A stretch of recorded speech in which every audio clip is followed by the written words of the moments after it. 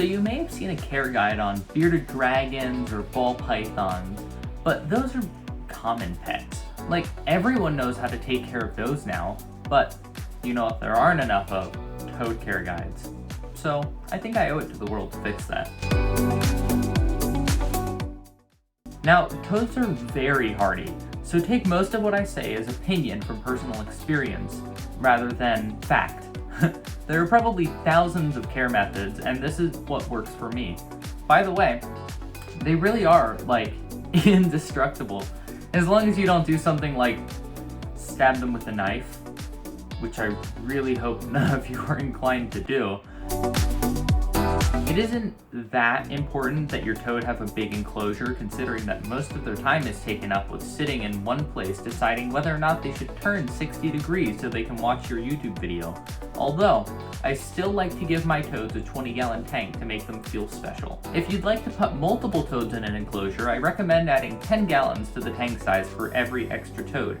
Like I said, they aren't very hardy, so a 10-gallon would be a completely reasonable enclosure size. Toads are nocturnal, so lighting isn't all that necessary, but if you'd like your toad to have a good day-night cycle, I'm sure a UVB dome light or a spot next to the window will work well. Although, there aren't any known benefits for doing this. In fact, I've seen setups with really healthy toads where they literally just shove them in a closet. Toads love to dig. Well, mine do at least, so good substrate is always appreciated.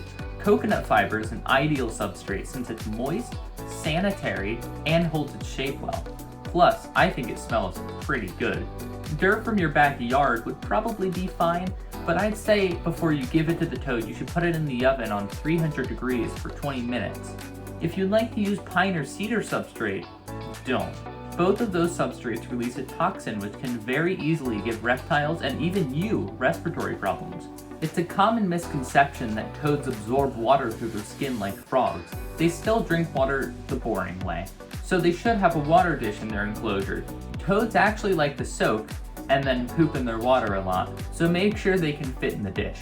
Another thing that's pretty important to toads is a place to hide, whether it be a broken pot without any sharp edges or one of those store-bought crescent logs that are ever so popular. A toad will most likely enjoy it.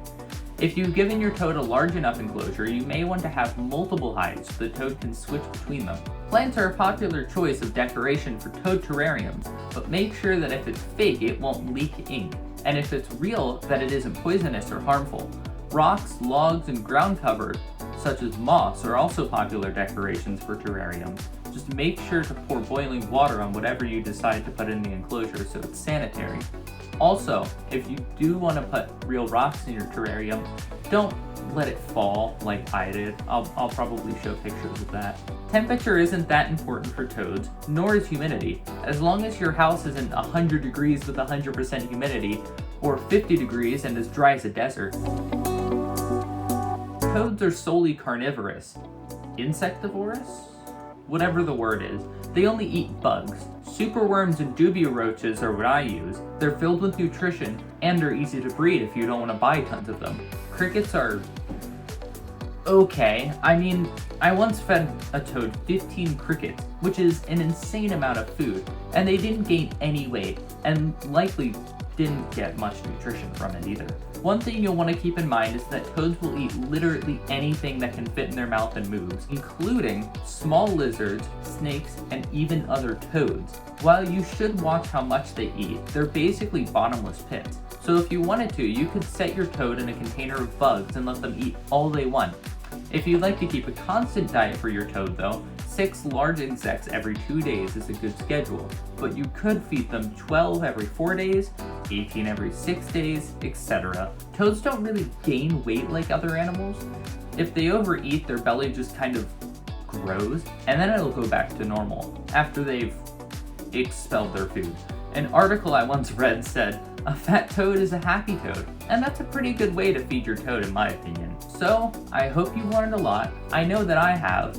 As long as you feed your toad every once in a while and don't stab it with a knife, it'll probably live a long and happy life. With that, I leave you. Peace.